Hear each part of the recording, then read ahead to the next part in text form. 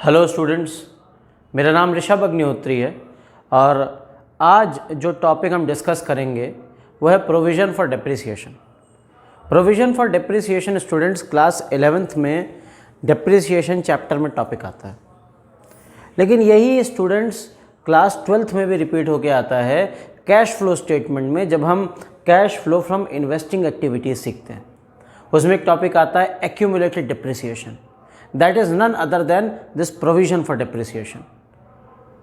ये provision for depreciation लेकिन होता क्या है, मेन मुद्दा तो ये देखिए। क्लास 11th का टॉपिक है प्रोविज़न फॉर डेप्रिसिएशन, और डेप्रिसिएशन के लिए जो प्रोविज़न बनाया जा रहा है स्टूडेंट्स, ये वर्ड आपको मार्क करना है, प्रोविज़न। प्रोविज़न और रिजर्व्स, प्रोविज़न एंड रिजर्व्स, ये एक चैप्टर है क्लास 11th में। आप अगर हो सकता है आपके सिलेबस में अभी पढ़ा दिया गया हो, या हो सकता है आपके टीचर आपको बाद में पढ़ाएं, कोई बात नहीं। अगर नहीं पढ़ाया या पढ़ाया है तो पढ़ाया है तो बहुत ही अच्छी बात है, नहीं पढ़ा है तो मैं शॉर्ट में आपको बता दे रहा हूँ। देखिए बच्चों, दो टर्म्स होते हैं, एक प्रोविज़न और एक रिज़र्व। ये दोनों ही, इन दोनों में ही हम कुछ पैसा डालते रहते हैं। रिजर्व्स बेसिकली बच्चों प्रॉफिट का वो पोर्शन होता है जो हम आगे अननोन लॉसेस के लिए, अननोन लाइबिलिटीज़ के लिए बचा कर रखते हैं। ये जो अननोन लाइबिलिटीज़, अननोन लॉसेस हैं, उनके लिए हम बनाते हैं रिजर्व्स। तो सर प्रोविजंस किसके लिए बनाते हैं? प्रोविजंस बनाते हैं बच्चों हम नॉन लाइबिलिटीज़ के लिए। प्रोविज़न बनाते हैं हम आगे आने वाले नोन लॉसेस के लिए, माने हम जानते हैं कि ये लाइबिलिटी हमारे ऊपर आने वाली है, हम जानते हैं कि आगे चल के हमें ये लॉस होगा, उसी के लिए हम बनाते हैं प्रोविज़न फॉर प्रोविजंस। अब बात आती है कि डेप्रिसिएशन के लिए कोई प्रोविज़न बनाते हैं, तो आप सब जानते हैं बच्चों, ध्यान दीजिएगा। टेंजिबल एसेट्स जो होते हैं हमारे, फिक्स्ड एसेट्स में दो हिस्से पड़े होंगे, टेंजिबल, इनटेंजिबल। तो फिक्स्ड एसेट्स का एक हिस्सा होता है जो टेंजिबल एसेट, जिसको हम टच कर सकते हैं, देख सकते हैं। तो ये जो टेंजिबल एसेट्स होता है, आप देखे होंगे बच्चों, ये समय के साथ डिप्लीट होता है, ख़राब होता है, तो इस पर डेप्रिसिएशन लगाया जाता है कि नहीं बताइए तो। और डेप्रिसिएशन लगाते तो हम बिज़नेस में हर साल 31 मार्च को डेप्रिसिएशन लगाते हैं at the end of financial year. ये हमारी किताब में हमें बताया गया है कि एट द एंड ऑफ हमें फाइनेंशियल ईयर के एंड पे हमें चार्ज करना है डेप्रिसिएशन। यानी कि हम जानते हैं कि हमारी मशीन इस साल के अंत तक वैल्यू इसकी घट जाएगी। क्यों? क्योंकि हम यूज़ कर रहे हैं, due to wear and tear of asset, due to wear and tear of machinery, due to wear and tear of delivery vehicle, जो भी आपके पास फिक्स एसेट है, due to wear and tear of furniture, usage of furniture, वो ख़राब होगा ही होगा।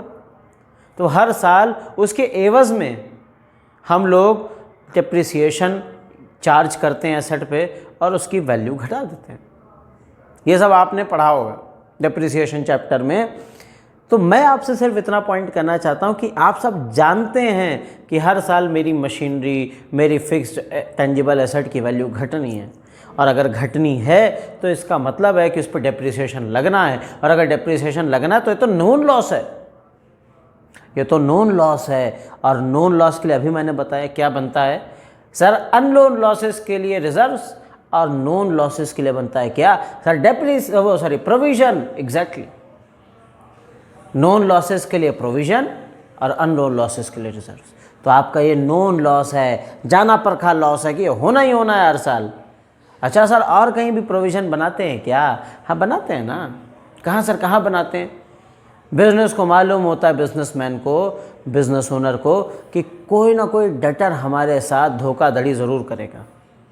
भाई हम उधार सामान देते हैं, गुड्स सेल करते हैं, कोई ना कोई ज़रूर चीटिंग करेगा हमसे। तो शुरुआत से हम लोग तैयारी करके चलते, नॉन लॉस है कि ये तो लॉस होता ही होता है, जिसको आप कहते हो बैड डेट्स, यानी ऐसे डेटर्स जो बैड हो जाएं, जो आपको पैसा ना दें। तो आप उसकी तैयारी कैसे करते बोलिए?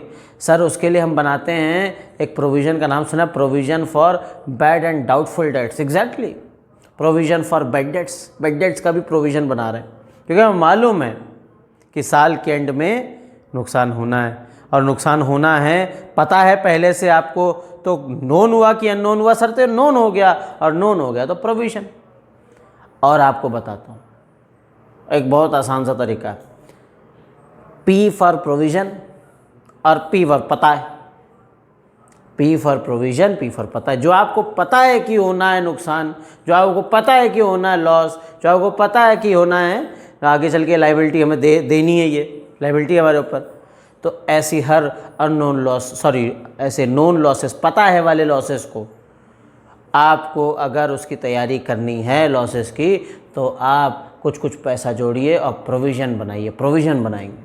या यूँ कहिए कि एक गुल्लक तैयार करते हैं जिसमें आप धीरे धीरे करके पैसा डालते हैं कि इस नुकसान को झेलने के लिए पैसा इकट्ठा करना है, इस नुकसान को, यानी पर्टिकुलर नुकसान को। और जाने कब नुकसान हो जाए, कोई नुकसान हो जाए भगवान ना करे, उसकी तैयारी कैसे करें, उसके लिए रिजर्व। समझ रहे ना? तो जाना परखा लॉस प्रोविज़न, जो नहीं जानते रिजर्व। बोलिए इतनी बात क्लियर है कि नहीं? पहले तो इतना बताइए। चलिए आगे बढ़ते हैं। ये प्रोविज़न फॉर डेप्रिसिएशन क्या होता है, आइए सबसे पहले इसको ध्यान से समझते हैं। प्रोविज़न फॉर डेप्रिसिएशन बच्चों, जो हेडिंग लिखी हुई है, ये प्रोविज़न फॉर डेप्रिसिएशन का मतलब होता है कि हम डेप्रिसिएशन हर साल डेप्रिसिएशन एसेट के अगेंस्ट चार्ज नहीं करेंगे। यानी आप जो डेप्रिसिएशन की नॉर्मल एंट्री पढ़ते हैं वो है डेप्रिसिएशन अकाउंट डेबिट,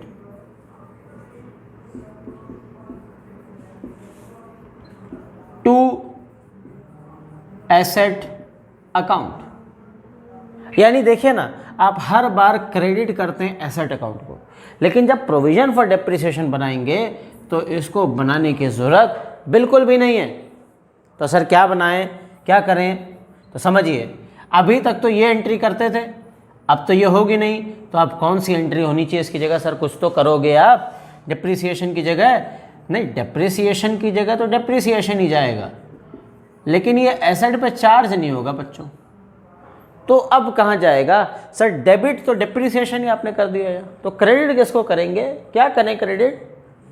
एसेट को तो क्रेडिट नहीं करेंगे बच्चों। एसेट कर दिया तो फिर एसेट पे ही चार्ज हो गया, तो एसेट पे तो चार्ज नहीं करेंगे। तो क्या करेंगे सर?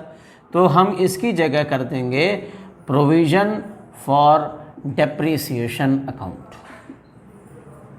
यानी जहाँ एसेट क्रेडिट करते थे अभी तक, उसकी जगह करेंगे credit provision for depreciation account.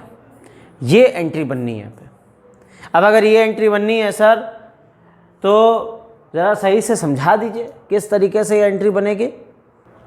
अब केस वाइज समझने की कोशिश करते हैं।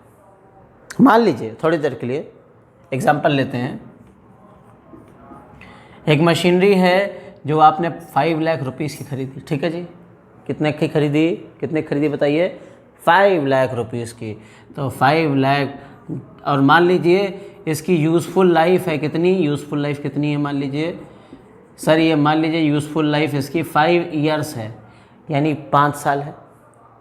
और 5 साल अगर इसकी यूज़फुल लाइफ है, डेप्रिसिएशन कोई रेट दिया नहीं है, तो आप जानते हो ना, आपने पढ़ा होगा formula, cost of asset minus scrap value divided by number of years, या divided by life of asset, useful life of asset. याद आ रहा है? हाँ सर याद तो आ रहा है।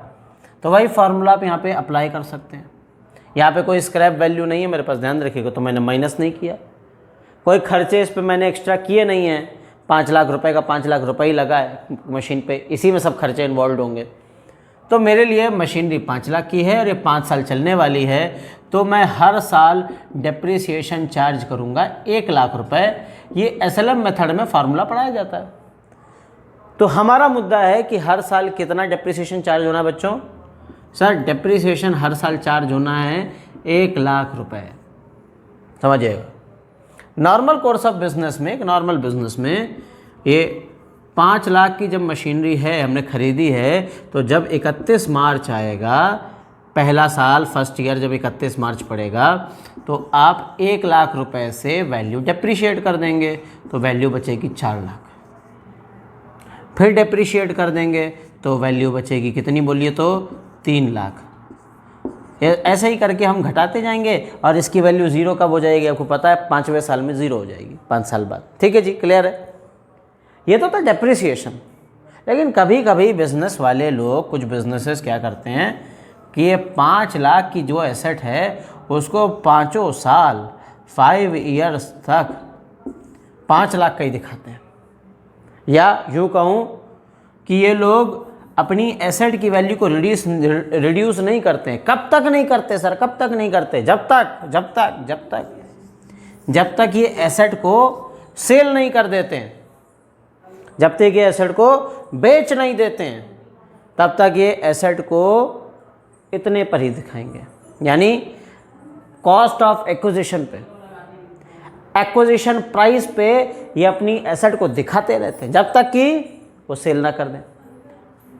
माने सेल करेंगे तो क्या करेंगे सर, सेल करेंगे तो सेल वाले दिन, सेल के समय, सेल के टाइम पर ये लोग प्रोविज़न फॉर डेप्रिसिएशन में जो डेप्रिसिएशन रखा है उसको यहाँ चार्ज करते हैं। सर रखा है प्रोविज़न में मतलब, देखिए बच्चों अगली बात, प्रोविज़न फॉर डेप्रिसिएशन का एक और नाम होता है जिसका नाम है एक्यूमुलेटेड डेप्रिसिएशन।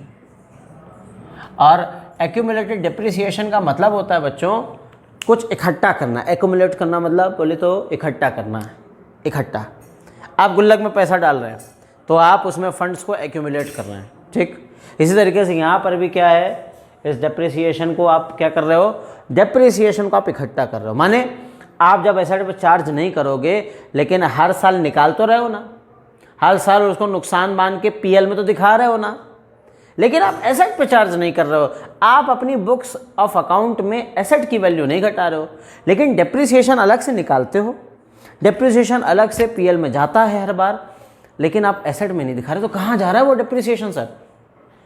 तो अभी मैंने आपको एंट्री में बताया था थोड़ी देर पहले कि टू प्रोविजन फॉर डेप्रिसिएशन कर दिया जाता है। टू एसेट नहीं करते, टू प्रोविजन फॉर डेप्रिसिएशन करते हैं।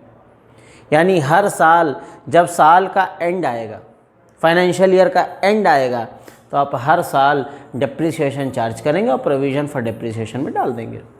तो प्रोविज़न फॉर डेप्रिसिएशन में इकट्ठा हो गया पैसा हर साल का, और हर साल का जब इकट्ठा हो गया, एक्युमुलेट हो गया, तो जब सेल करेंगे बच्चों एसेट की, तो उस समय एसेट की वैल्यू में से जो भी डेप्रिसिएशन इकट्ठा हुआ होगा वो उसमें से माइनस कर देंगे। सर एग्जाम्पल दीजिए तो समझिए। अब इसको और आगे बढ़ाते हैं। देखिए मान लीजिए थोड़ी देर के लिए ये 5 लाख की मशीन थी, मैंने 1 साल यूज़ किया, ये प्रोविज़न फॉर डेप्रिसिएशन का केस है, ठीक है जी, PFD लिख दिया मैंने। ये पहले साल मैंने यूज़ किया बच्चों, तो भी एसेट की कॉस्ट 5 लाख ही रही। मैंने इसको सेकेंड ईयर यूज़ किया तो भी इसमें डेप्रिसिएशन मैंने इस पर चार्ज नहीं किया है, क्योंकि डेप्रिसिएशन तो मैं इकट्ठा कर रहा हूँ कहाँ, प्रोविज़न फॉर डेप्रिसिएशन अकाउंट में। तो सेकेंड ईयर भी इसकी कॉस्ट 5 लाख रही। जब थर्ड ईयर आया बच्चों, तीसरा साल भी पूरा हो गया, तब मैंने डिसाइड किया कि अब इस मशीन को बेच देना चाहिए, ये मशीन ऑब्सोल्यूट हो गई है, पुरानी हो गई है, अब नई मशीनरी खरीदेंगे। तो ये मशीनरी अब बेचने की सोची। कब? जब 3 साल कंप्लीट हो गया, उसके बाद मैं सेल करने वाला हूँ। ज़रा देखिएगा, आपने अभी अभी निकाला था हर साल इस 5 लाख की मशीन में कितना डेप्रिसिएशन लगना था, 1 लाख रुपये। यानी आप हर साल डेप्रिसिएशन उठा के प्रोविज़न फॉर डेप्रिसिएशन में पहले साल आपने 1 लाख डाला होगा, फर्स्ट 1 लाख। ये कहाँ डाला होगा? मशीनरी के अगेंस्ट नहीं चार्ज किया, मशीनरी को घटाया नहीं आपने बुक्स में, लेकिन आपने इकट्ठा तो किया एक जगह, कहाँ? प्रोविज़न फॉर डेप्रिसिएशन में। फिर अगले साल फिर सेकेंड ईयर में आपने 1 लाख प्रोविज़न फॉर डेप्रिसिएशन में दिखाया होगा, 1 लाख। फिर थर्ड ईयर में फिर आपने 1 लाख प्रोविज़न फॉर डेप्रिसिएशन में दिखाया होगा। यानी कि आपके प्रोविज़न में इस समय कितना डेप्रिसिएशन इकट्ठा हुआ होगा? 3 लाख रुपए। अब आप जिस दिन ये मशीनरी को सेल करोगे तो आपकी बुक्स में अभी कितने की मशीनरी? 5 की। जिसमें से आप इस मशीनरी को सेल करोगे तो उस समय आप डेप्रिसिएशन यहाँ प्रोविज़न से उठा के लाओगे, यहाँ लगाओगे, माइनस करोगे, और जो भी इस समय वैल्यू है एसेट की, बुक वैल्यू, आप करेक्ट बुक वैल्यू अब निकालोगे। यानी आज के दिन, सेल के दिन डेप्रिसिएशन चार्ज हुआ और आपने आज के दिन बुक वैल्यू निकाली। बोलिए जी, इतनी बात क्लियर है? फिर समझिए मैं क्या कह रहा हूँ, ध्यान समझिएगा। मैंने डेप्रिसिएशन की वैल्यू एसेट के अगेंस्ट हर साल चार्ज नहीं की है, यहाँ तो कर रहा हूँ। हर साल चार्ज करने का मतलब समझिए 5 लाख में से 1 लाख माइनस किया तो 4 लाख हो गया, हर साल हो रहा है ये। फिर 4 लाख में से 1 लाख माइनस किया 3 लाख हो गया।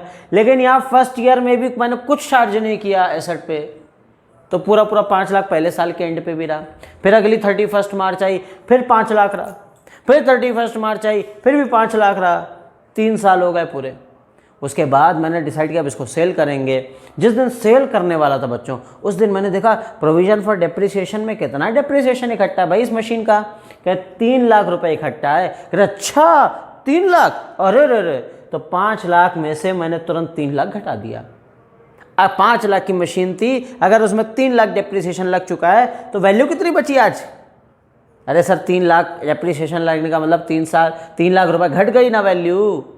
5 लाख में 3 लाख डेप्रिसिएशन लगने का मतलब 3 लाख घट गई वैल्यू सर। तो बचा कितना वैल्यू सर, 2 लाख बचा। तो ये आ गया ना बुक वैल्यू। बताइए, देख रहे हैं काम वही हो रहा है, सेम टू सेम जैसा यहाँ हो रहा था। बस फ़र्क क्या है कि यहाँ सेल के समय चार्ज करेंगे, सेल ऑफ एसेट के समय, यहाँ हर साल चार्ज करेंगे। बस इतना सा फ़र्क है। और इस वजह से इस एक साल जो हम चार्ज नहीं कर रहे हैं, सेल के समय जो चार्ज करते हैं डेप्रिसिएशन, तो तब तक इकट्ठा करने की जिम्मेदारी अब हम लोग की हो जाती है। कहाँ पर, किस अकाउंट में इकट्ठा होगा डेप्रिसिएशन, प्रोविजन फॉर डेप्रिसिएशन में। बोले इतनी बात समझ आई कि नहीं।